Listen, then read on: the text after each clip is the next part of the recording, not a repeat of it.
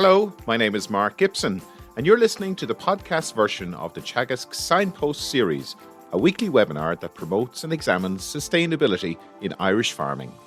So today we're going to switch our focus back on water quality, and where we're going to look at is the impact of pesticides on our water quality and the initiatives that farmers and industry are rolling out to tackle this issue.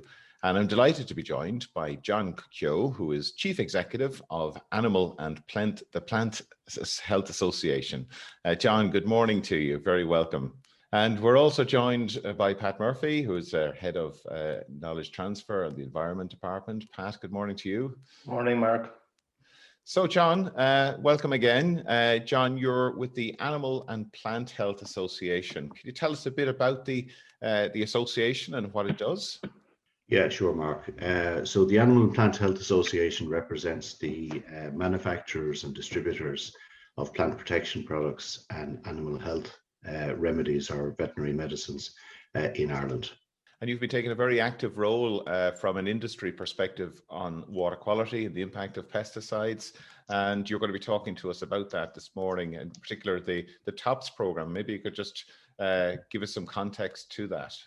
Yeah, the TOPS program is a European initiative. It has been going for a number of years, and it stands for training operators to protect water sources and ensure sustainability.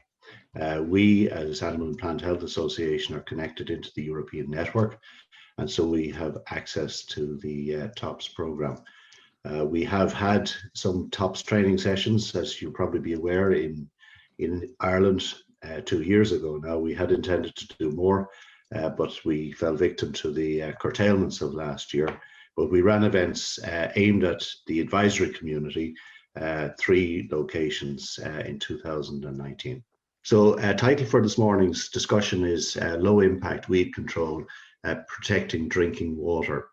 So talking about low impact in the context of water as opposed to low impact in the context of weed control. What I would hope to do this morning is to look at the challenge we face and put it in some context. We look at the limits and the consequences around drinking water and chemistry. Look at the scope and impact of best practice with particular reference to point source emissions. So I'll divide between point source and diffuse, and I'll cover that. And look at the risk mitigation that's possible in the context of point source emissions. I'll finish up by briefly discussing catchment monitoring, the program that APHA have been running for the past 3 years in conjunction with other stakeholders as part of the National Pesticide and Drinking Water Action Group. And then we can come maybe to some questions and discussion at the end. So first of all, let's look at some of the challenges that are out there. So one that comes to mind readily is rush control in grassland. So as we know, rushes are a problem, particularly in less intensive grassland or marginal grassland. And these photographs were taken 3 years ago now at an event organized by Kieran Kenny and Teagasc up in one of the catchments, when we looked at different methods of dealing with rushes in grassland. So on the left-hand side, you see tractor and mulcher being used, so physical removal of the rushes. Center, we have traditional spraying, boom sprayer, and on the right-hand side, a weed licker, which is relatively newer technology in terms of application of herbicides to grassland. These 4 photographs, I didn't include a photograph of topping, which was the other treatment that we looked at. These 4 photographs were taken of that same patch of ground, divided into 4 sections, before any treatments. So before topping on the top left-hand side, before mulching on the top right, and then on the bottom left before spraying, and on the bottom right before weed licking, just to demonstrate that the challenge faced by each of the treatments was equal across those selected patches. So the treatments were applied, and we came back 9 months later on the 1st of March and took photographs of the same patches. And you can see here that where we topped, or the ground that was topped, the rushes have re-established. Equally in the mulched ground, the rushes have re-established. And then on the right-hand side, we have the two chemical applications. So weed licking here, where we see some re-establishment of rushes. And in this photograph here on the center right is the sprayed ground that was sprayed with MCPA. So you can see it's quite effective. And from a farmer perspective, probably the most effective treatment in terms of rush control. And there are reasons underlying those results, particularly if we look at weed licking. It's the application of total herbicide selectively to the standing crop that you want to manage. And so it doesn't connect with the smaller plants and younger rushes, and they continue to grow. Spraying, as we know, is an overall application, and the physical applications of effectively mowing and mulching allow the rushes to re-establish. So that's the context of grassland treatment with selective herbicide for rush control. This slide is taken from a presentation given by the EPA, and I just put it up so that we put a context on what's going on with drinking water. There is a European directive on drinking water. It has recently been reviewed and published in the latter part of last year, and the limits have remained the same. So there's no change to the limits. And those limits are 0.1 micrograms per litre of an individual pesticide in drinking water. So a limit of 0.1 microgram per litre. There are two other limits which are probably less relevant, but one is for total pesticides, which is 0.5 micrograms per litre. And then for these older pesticides, there's a much lower limit set. But in reality, I've never seen an exceedance of those. They're no longer used for many years, so it's probably not relevant. But this top one here is the limit that we're working towards with regard to individual pesticides. Now, again, this is from that same presentation. These EU limits are not health-based. And to put that in context, if you look at the WHO, the World Health Organization, it sets guideline values based on health risk, and it's set for some but not all active ingredients. It is set for MCPA, and in the case of MCPA, the WHO limit is 7,000 times higher than the EU limit contained in the Drinking Water Directive. And that's just to emphasize that we are working to an extremely low target based on the Drinking Water Directive, and it's not health-based. John, can you clarify just what is it based on, or why are those significantly lower than the WHO guideline values? Yeah, this next slide might actually do that, Mark. This is from the same presentation, but given by the Department of Agriculture, and it elaborates what the limit actually reflects. And you can see here in the third point that it's again reference to not being a health-based standard, and it was described as a political decision from the 1980s to use 0.1 parts per billion as a surrogate for zero. So effectively, it's the lowest level of detection that was possible when the limit was set, and set at zero, so zero tolerance. What it means in practical terms, and I've some difficulty getting my head around billions, although we hear a lot about them in the context of our exchequer figures. 0.1 microgram per litre is 0.1 parts per billion. So 1 part in 10 billion. So some practical examples of what that might look like: it's equivalent to 1 drop in an Olympic-sized swimming pool of 375,000 litres, or 1 stem in 111,000 hay bales, or a baked bean in 21 million cans, or indeed 1 second in 317 years. So that's the limit. It's very low, it's not health-based, but it is the limit, and it is the limit that drinking water must conform to. So why is there an issue, and particularly in the context of phenoxy acids, and more specifically MCPA? if you take the foil seal on a 5-litre can of MCPA, there's enough active ingredient on that, if it comes in contact with a stream, to put the stream over the limit for a stretch of 30 kilometers. So that is the issue, that we're dealing with minute quantities having the capacity to put waterways over the limit over extended stretches. Again, there is an issue because we have seen through the Irish Water sampling programme exceedances of the 0.1 micrograms per litre, and those exceedances drive focus on the catchments that are feeding into those extraction facilities for drinking water.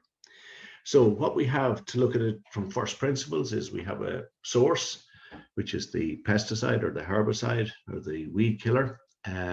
We have a pathway, which is either directly or indirectly through ground, land, overland, or through land to a receptor being a water body. And that's what creates the problem. MCPA and phenoxyacids are very mobile in water. They're very soluble in water. And so they have the capacity, once in contact with water, to travel over extended periods. Now, in Ireland, we have, for historical reasons, a public network of supplies, which equates with 883 individual supplies. And that's very extensive. So at 883 points around the country, we are extracting water for the purpose of public supply, and 80% of those are coming from surface water. That's very different to what happens in other European countries. In the Netherlands, for example, there are 9 extraction points. And that brings us to the next challenge, and that is that pesticides are difficult to remove by treatment, by water treatment. They can be removed. Carbon filtration is very effective to remove MCPA from water, but it's an expensive capital cost to install the facilities and a running cost in terms of the carbon filters that makes it prohibitively expensive for Irish Water to install, certainly at 883 locations around the country. So if we take that we have sources over here, whether that's amateur use on the left-hand side in gardens, or professional amenity use on golf courses or playing fields, or whether it's farming activities, application on grassland. If it gets into water, water's extracted, it's not treated to remove the MCPA, and it gets into the distribution networks. This slide here looks just at the monitoring of drinking water over time in Ireland. And you see the red dotted line. Prior to that, the individual responsibility for monitoring drinking water was with the local authorities who were involved in the public supplies. Then in 2013, Irish Water was established, and Irish Water have put together a very comprehensive national programme of monitoring against the limits.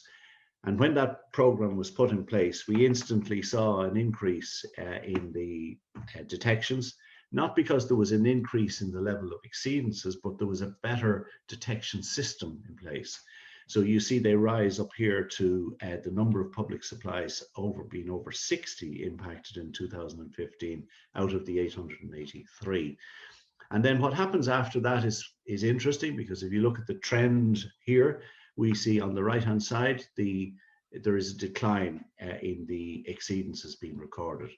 And that's as a result of the increased focus and the activities to manage the use of the chemistry and carefully manage the catchments. So if I go to 2018, what was being detected, the 3/4 of what was being detected in water exceedances was MCPA. That's 2018. If I roll forward to this chart, which is the current, or 2020, you see that proportion has dropped to just over 50%. Indeed, if I went back prior to 2018, 85% of the exceedances would have been accounted for by MCPA. So it's not that MCPA is particularly problematic in the context of as a pesticide, but it is problematic from the perspective of it traveling through water, not being removed in treatment, and the proportion of exceedances that it was accounting for. But as we can see, there's progress being made.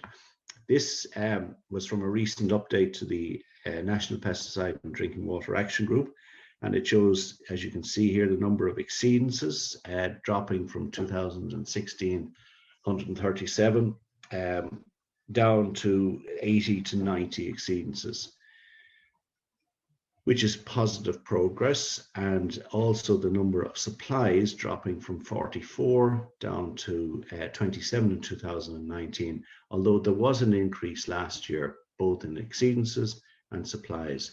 That we're not sure why, but we do note that glyphosate has become higher in terms of the number of exceedances recorded, and that may reflect activity related to lockdown and people being overly zealous maybe about maintaining hard surfaces. So if that's the problem and you see progress, how do we impact on reducing the exceedances that are present in raw water being taken for treatment and supply through the public network? And that brings us to best practice management, which is what TOPS is all about. And in terms of reducing losses of plant protection products to water, it is a multi-stakeholder approach. It's about diagnosing the problem, identifying the issues, and adapting measures to ensure that we remove the risk of the chemistry finding its way or escaping to water courses. So information and training of farmers and other stakeholders is very much part of what we do. And looking at a holistic water protection concept at the catchment or field level. So looking at all the routes and sources and pathways that the chemistry can find its way into water. And then promoting that in official training and support programs. So you can see here in the bottom right, we have best management practices, the operators, who are those who are actually applying the chemistry, and better equipment. And of course, we'd see with sprayer equipment inspections and approvals, an increasing performance of the spraying equipment over time. The main entry points for plant protection products to surface water are grouped into point sources and diffuse sources. The diffuse sources come from the fields. They include drainage and runoff, and they can be reduced. The point sources are related primarily to the farmyard and the handling and preparation and cleaning of equipment, and they actually can be avoided. So if we concentrate on point sources, we can eliminate that as a route of entry for the chemistry to water, not ignoring diffuse, but concentrating on maybe the lower hanging fruit. This is a chart. The detail of this is not important. It's an example taken from Sweden, and it's quite old, but what it demonstrates, the red bars demonstrate are the exceedances and the concentrations in micrograms per liter of those exceedances, and what happened when advice coupled with better equipment and better operations was put in place here, and we see a significant reduction over time. So it does work. Best practice does work, and we know from work that was done actually by Kieran Kenny in Teagasc that farmers are concerned about water quality. And they want to do the right thing. So we have a group who are involved in the application of the chemistry, who want to do the right thing, want to protect water, and that's a good place to start.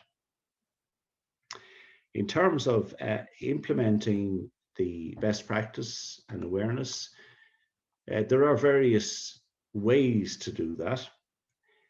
And this is work done on the average retention rate of messages delivered using different types of delivery. So we see here lecture, and I guess what we're talking about this morning has a retention rate which is actually quite low, of 5%. If we move down, if people read the information, it'll increase. If they see it audio visually, it will increase. If we get to demonstrations, we get to 30% retention. Discussion groups, which are two-way, will increase that to 50%. Practice by doing to 75%, and teaching or qualifying to teach others will increase the retention rate to 90%. So we can see that we go from being able to reach many through lectures, but with a lower retention rate, to being able to reach few through interpersonal interaction, but with a much higher retention rate. And the challenge for TOPS is to get the information that's there, established from other research, down through this process so that it gets down to those who can actually make a difference, those who are applying the chemistry. So avoiding risks of PPP loss to water. The higher risks are around sprayer cleaning, mixing and loading sprayers, remnant management, and then empty container disposal. And as you go beyond that, there are other risks such as transport from the yard to the field, storage on the farm, and transport of the chemistry to the farm, which are lower risks. So we'll concentrate on sprayer cleaning. We know from research that in terms of rinsing, there are varying practices out there. So this is when the sprayer is used, there's a residue in the sprayer. What happens? 11% said no rinsing, 38% gave the sprayer one rinse, 39% two rinses, and 11% triple rinsing. Triple rinsing takes time and it's inconvenient, and therefore we have to assume that it doesn't always occur. But it is required in order to manage the chemistry. Triple rinsing, if there's a facility within the sprayer, involves taking a third of the clean water, introducing it into the empty tank, agitating it and spraying it out on the ground that you've been working on, taking the second third and the third 30%, and then you get to remarkably clear water. We have demonstrated this using a demonstration sprayer, which I'll show you later, but this is what's required. It's not easy, but it does remove the residues from the sprayer. Dumping of undiluted residual spray is a high risk. So letting that off to a drain without thinking about where that drain goes, or dumping it onto a hard surface, which will inevitably find its way to a drain and subsequently to water courses. So that must never be done. Sprayers must never be rinsed onto a hard surface, gravel or concrete, and certainly residual spray must never be allowed to access drainage. The other aspect related to the sprayer is the external surfaces. So when one is operating in the field, some of the spray will find its way onto the sprayer, onto the boom. It will dry and you get residues there. Rinsing the outside of the sprayer immediately after use will be the most effective way to clean that. 97.5% of residues were removed with 25 litres of water when it's done immediately after operation. If you allow that to dry, that same amount of water will only remove 70% of the residues. And indeed, if you look at it the other way, after 10 hours, you would need 5 times more washing to actually get the residual sprays off. So don't bring the sprayer back, park it up on a hard surface in the yard and allow the rain, subsequent rain, to wash the residues off, wash it in the field. When it comes to containers, how many of us have seen examples of this? Hopefully not recently, but poor management of empty containers is a high risk. They need to be cleaned, triple rinsed, stored properly, and disposed of properly. And triple rinsing, if you don't have a hopper, an induction hopper on the sprayer, requires you to 1/3 fill the container, close it, shake it, empty it into the sprayer. Repeat that 3 times. It's the same routine for the sprayer as it is for the container. When they're triple rinsed, they can then be fed into the farm plastics recycling scheme, where they are deemed to be non-hazardous waste. Don't forget the caps and the seals. Put the whole lot, when it's triple rinsed, into a storage and take it to the farm film plastics recycling scheme, where the farm plastics recycling is collected in half-ton bags. In the meanwhile, store those empty containers carefully, store them under cover in bags, and do not burn them or bury them. That is not acceptable practice.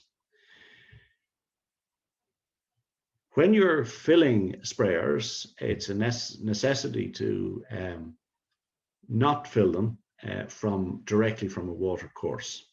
So don't drop the induction tube into a water course. That is really high risk. And if you're filling from a tap, don't allow the hose to dip into the spray tank. Keep a separation between the hose and the water source and the actual water in the sprayer tank. And pay attention to the process. Don't leave the tap running, go off, have a cup of coffee, do something else, and come back and find this scenario, where here you see the sprayer is overfilled and run over the sides, and here you see residues in the yard. So no other activities or distractions. Concentrate. This is important work that needs your full concentration. So it becomes a cycle. So the cycle includes transport of plant protection products, the storage of them, filling of the sprayer, the spraying activity, washing up afterwards, managing the remnants, and also the containers. And so when you complete that cycle, that is the best management practice in order to keep the chemistry doing what you want it to do and away from water. Needless to say, never overspray water bodies and don't spray onto hard surfaces. And this is important because it's not just farm roadways, but you will see increasingly drainage stone brought to the surface in grassland. And where it's brought to the surface, it becomes a direct route for chemistry, if it's applied, to get to the water course. And we have even seen examples of strip spraying of those drains where stone is brought to the surface, presumably to prevent growth ingressing into the stone. But when you think about it, you're spraying onto a surface that is non-porous, will not absorb, and the water, subsequent water movements will take that directly to water courses. Buffer zones are mandatory. They're not just about streams, they're a legal requirement for every water course, and you need to observe the buffer zone. It's on every can of product, and it's 5 meters step back from all water courses. There's lots of information available for users. There's literature such as this, particularly focused on protecting drinking water from pesticides and herbicide use in grassland. Collaborative publications supported by the Department of Agriculture, ourselves, EPA, Teagasc, the HSE, and various other stakeholders. So everyone bought into these practices, and these leaflets are available. If you need them, you can contact me. We have other, as part of the TOPS program, support materials, which are more in-depth. We don't have those in the same quantity, but they are available to advisors, covering aspects of pesticide management, including runoff, point sources, drainage, and leaching. And this is the demonstration sprayer that I mentioned to you earlier. We use this for demonstrating both the impact of different nozzles, but more importantly in this context, the impact of rinsing and washing the sprayer. So we can visually see, using food dye, how the concentration diminishes over time. This unit is on loan to the teaching facility in Kildalton at the moment. Suppliers of the chemistry also invest in campaigns focused completely on protecting waterways from contamination. This is a campaign of a couple of years back where these posters just listed the simple instructions to users in order to protect the chemistry. And these are farmer demonstrations which we would participate in, where farmers come together to see grasslands that need treatment and see the impact and hear the impact and the best management practice associated with spraying, weed licking, and other treatments. I said I'd mention monitoring. So 3 years ago, we commenced a monitoring program in the 4 catchments identified by the EPA as being on the remedial action list. And those are catchments that had seen a number 4 or greater exceedances in the prior year in drinking water. The 4 catchments were the Nore in Kilkenny, the Field and Deal in West Limerick, and Lough Forbes in Longford. And we started monitoring those in April of 2018, and we monitored weekly and fortnightly throughout the growing season from April to October. We had a total of 55 monitoring points, so we end up with a large data set of 1,100 recorded sampling events. The purpose of that was to aid diagnosis so that we could identify areas that were particularly problematic, or indeed we could potentially identify individual sources of exceedances. They're also about awareness raising, because when we're monitoring in those catchments, it's known that we're monitoring in those catchments, and it raises the awareness of A, there being a problem, and B, the need to adopt best practice. We couple those with stewardship, so farmer interaction, both through talks, discussions, the provision of information and campaigns, and also demonstrations in conjunction with other stakeholders, including Teagasc, and many of those events are actually led by Teagasc. And through those, we try to disseminate some of the messages I've been talking about around best practice management, with the intention of improving the management of pesticides in those areas. And I'm happy to report that we have seen some progress. The Nore and the Field are no longer on the remedial action list, and that means they have had 12 months, 12 continuous months without an exceedance. So that demonstrates that with interventions and with the dissemination of knowledge, and against the background that I talked about earlier, where farmers are concerned about water and want to do the right thing, it is possible to make a difference. And it is therefore possible to preserve the availability of the chemistry for the treatment of particular products where it's effective for landowners. With regard to the Deal and Lough Forbes, we have made slower progress, and they remain on the remedial action list, and a lot of our focus is in the Lough Forbes area currently. So, Mark, that was all I planned to present this morning.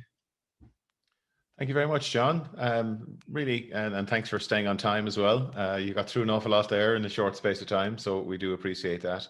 If you could stop sharing your screen there with us, we can maybe just have a look. Yeah, that's much better.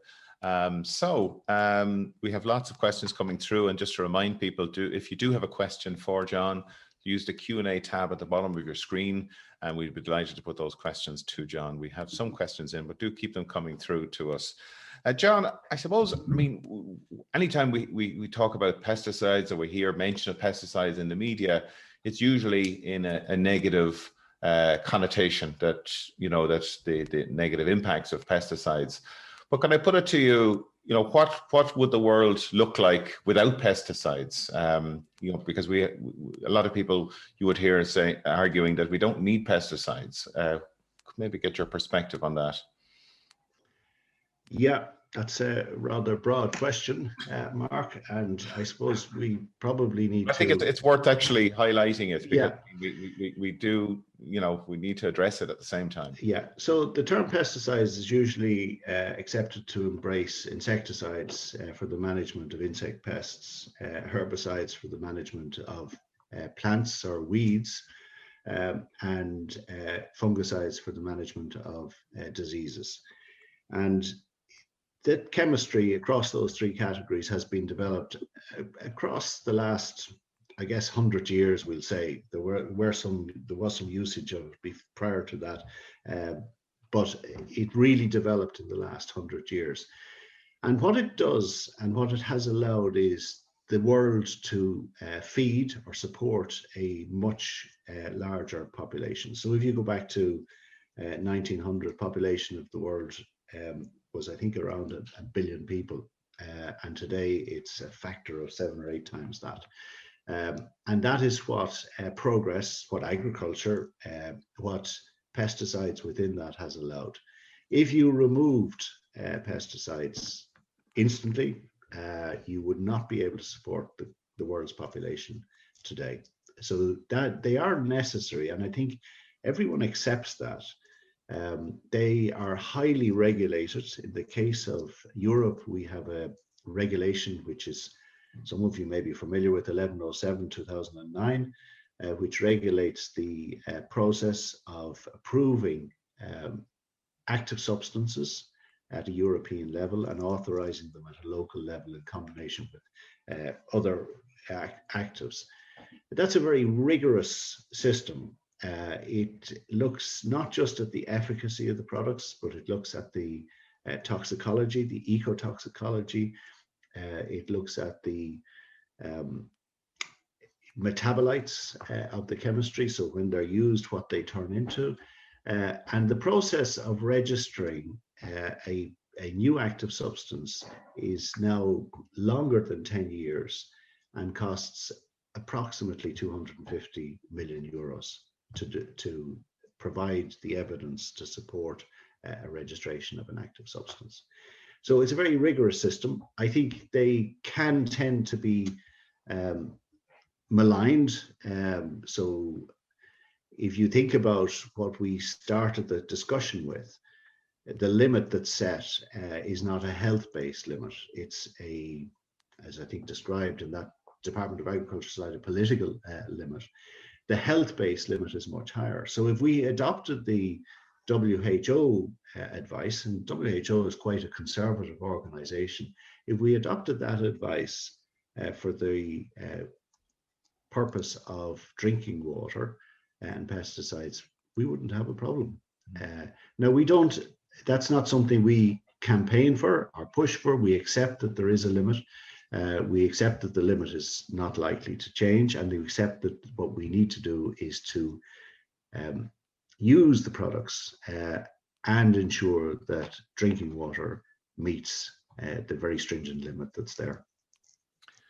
John, we have a question just in relation to the focus of farmer training versus I suppose, non-farmers. Person saying here that if we look at sales of non-professional users purchasing approximately 17% of pesticides, I'm not sure, maybe you can comment on the accuracy of that, But how can we combat the narrative that farmers are the only or the main problem? And the same could be said for livestock and tillage farmers. Tillage farmers are seen as with sprayers most often, but the exceedances reported are usually MCPA or glyphosate in those non-tillage areas. So a few different dimensions to that question. Okay, so I'll take it in two sections, and I'll deal with the latter one first. Why are we talking about grassland chemistry here rather than cereal or tillage usage? So what I'll say to that is that all of the public supplies that we mentioned, the whole 883 are monitored.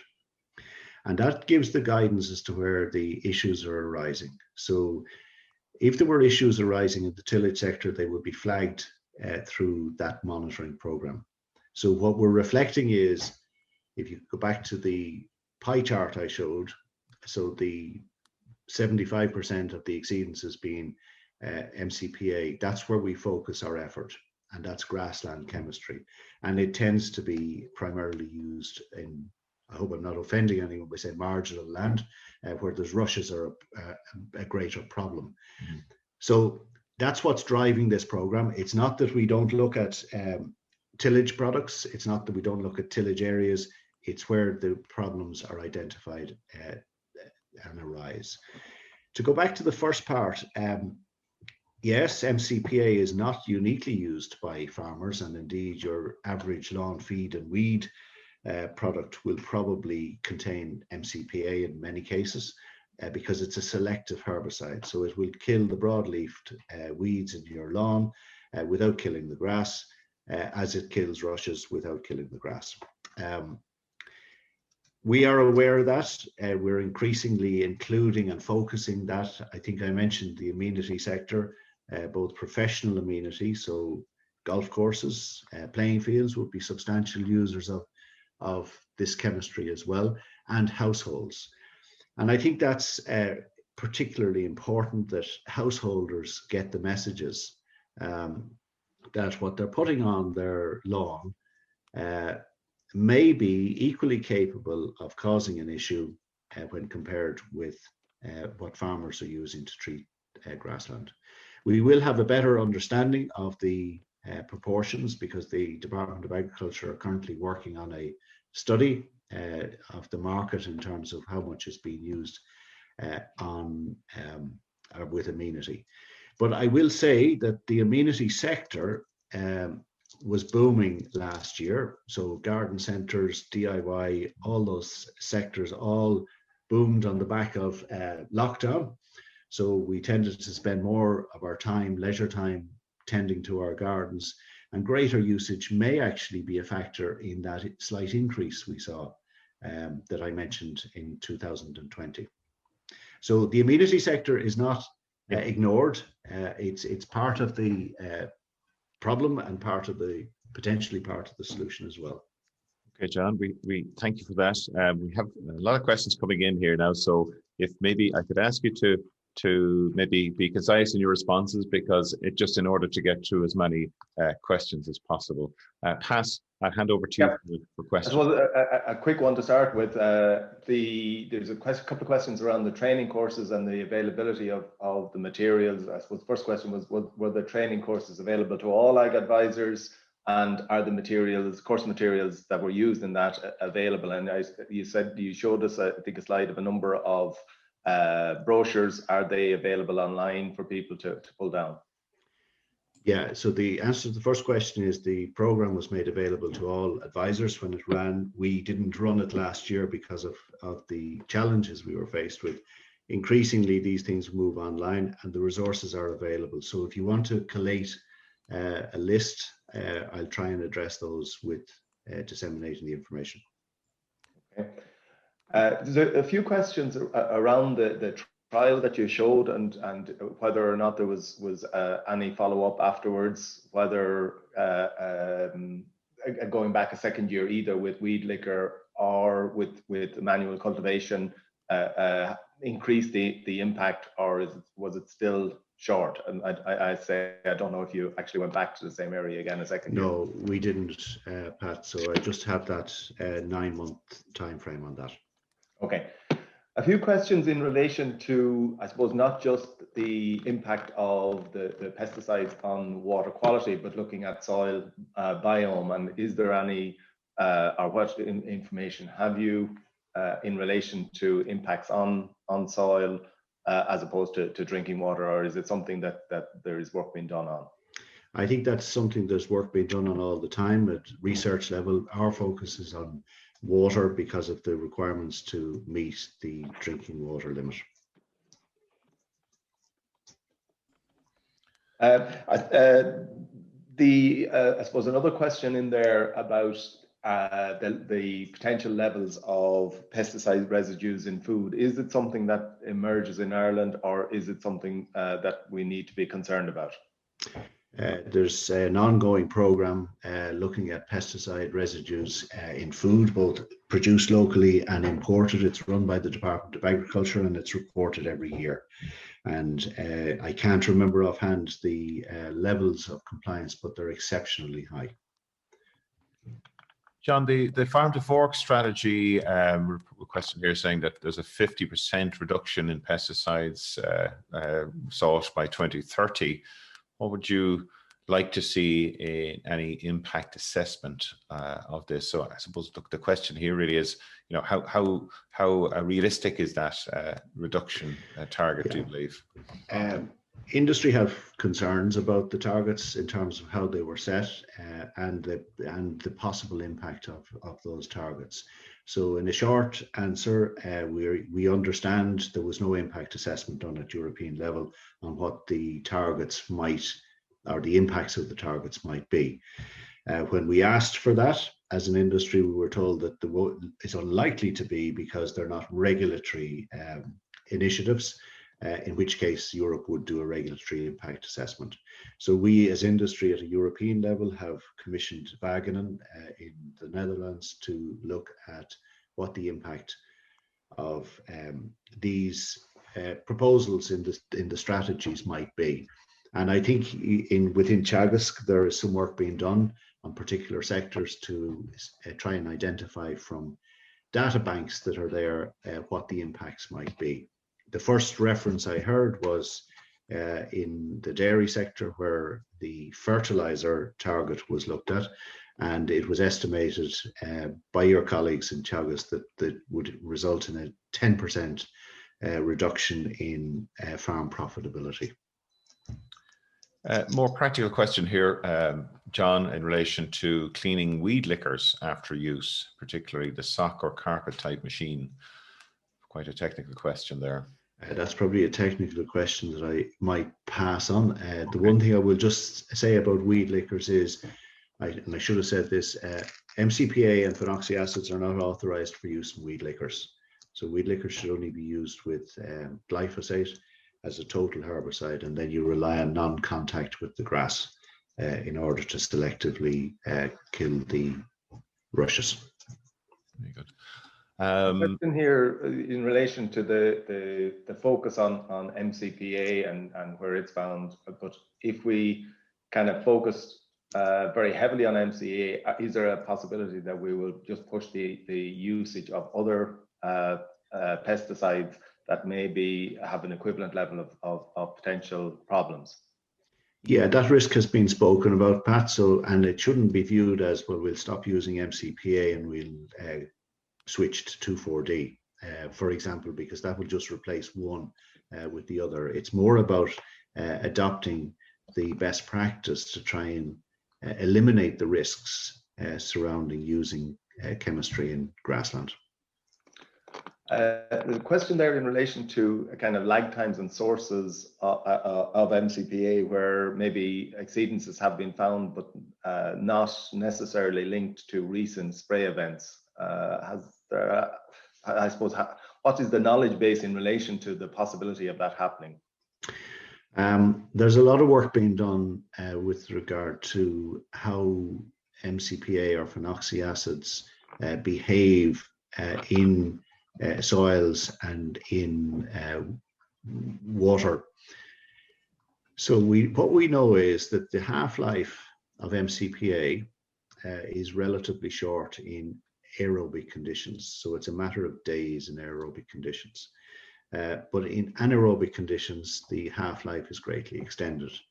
So the work that's been done is looking at potential capture of phenoxy acids in silts and sediments and in water bodies, where in anaerobic conditions, so in the absence of oxygen, it will remain, and then it maybe is released due to subsequent events, be they weather events, rainfall events, or otherwise.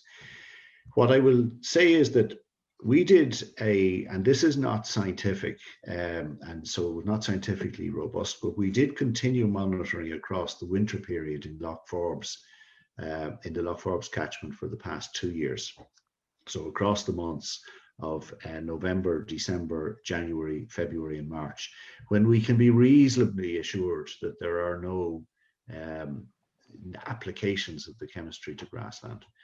And we use that as an indicator of whether the exceedances we see are from contemporary use or from legacy use.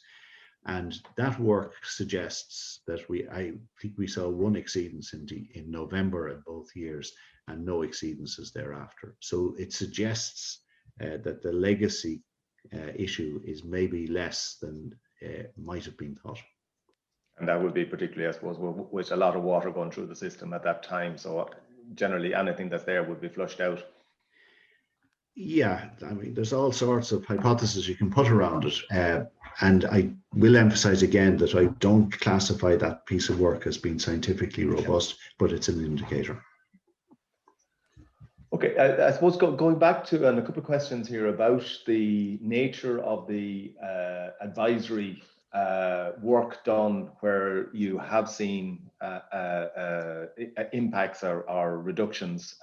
What approach was taken? You might just give us an idea of some of the interventions that were made in those catchments. Yeah, well, they come down to awareness raising, and how do you do that? You do it through events that involve those who are using the chemistry and taking the opportunity to communicate with them. We do know that if you organize an event which is solely linked to pesticides in water, the attendance can be low. The events need to be integrated into other events, or the discussions need to be integrated into other events where you have a farmer audience. We learned that actually from the UK, where there was a rather extensive program done in Wales. And at one particular meeting that was organized with a significant lineup of speakers, there was no attendance. So it's important that one finds the right channels to communicate. But everything else, newsletters, email communications, webinars, talks, demonstrations, and demonstrations tend to, because of their practical nature, tend to attract big audiences. I mean, we've had 150 people of an evening in a field in I think in the Suck Valley at one stage. So they will attract audiences, and once you have the audience, they're receptive and the messages can be disseminated. John, could I ask you about the upcoming Common Agricultural Policy? That's going to be obviously a major influence on farm practice over the next I suppose 5-7 years. And what would, from your perspective, are there measures that you'd like to see in that next policy that address or to support best practice that you've outlined here below, or do you think it's something that the industry, this TOPS program, can continue on? Or I imagine there's opportunities there. Yeah, I think there are limitations on what we can do and limitations on what we can do with TOPS. So we'll never get down to the level of, I suppose, one-to-one, if you look at that triangular model I showed, that would be able to disseminate the messages at that level. I think that knowledge transfer is hugely important. I know we're at the end of the knowledge transfer program, but I would certainly like to see that integrated into the delivery of the next CAP. Great. Question here in relation to, I suppose, most of the water sources that you have referred to are surface water based, and just a few questions in relation to groundwater based sources, and particularly, I suppose, has any monitoring been done in relation to wells that people that households are drinking from, as opposed to group schemes? Yeah, well, first of all, say that in terms of the public supplies, whether they come from surface water or groundwater, they're being monitored. Okay. The group water schemes then are involved in monitoring, and indeed we've worked with some of them. And then you get to the private sector, and I think there is a need for private wells to be monitored, and individuals who have private wells should consider monitoring the water that's coming out of their taps. Okay, John, we're coming near the end of our session today. I just want to say thank you for taking the time to join us today, and I think that what you've covered there, I think it's a conversation that needs to be continued, certainly, especially, I suppose, the discussion around drinking water quality, but then there's, of course, the aquatic environment and the soil biome, and that work needs to continue, as you've rightly said there. So I think, look, I think you've created a huge amount of awareness there about the issues and the work that's going on there, the huge work that's going on there in collaboration with the stakeholders. I think that's a really, I think it's the only way really to progress these issues. So thanks again.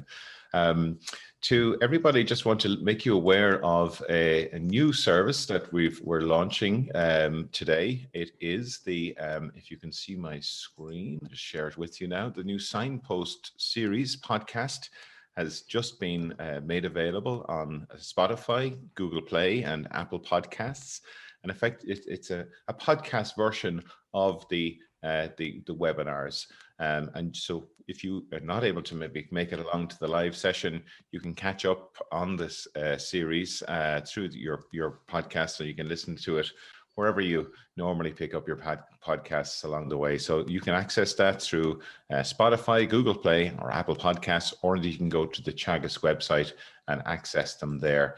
And of course, John's presentation and the recording of today's webinar will also be available on our YouTube channel and the Teagasc website also. So just want to say thank you for tuning in. I want to say thanks to our production team, Andy Boland, Yvonne Maher, and Pat Murphy.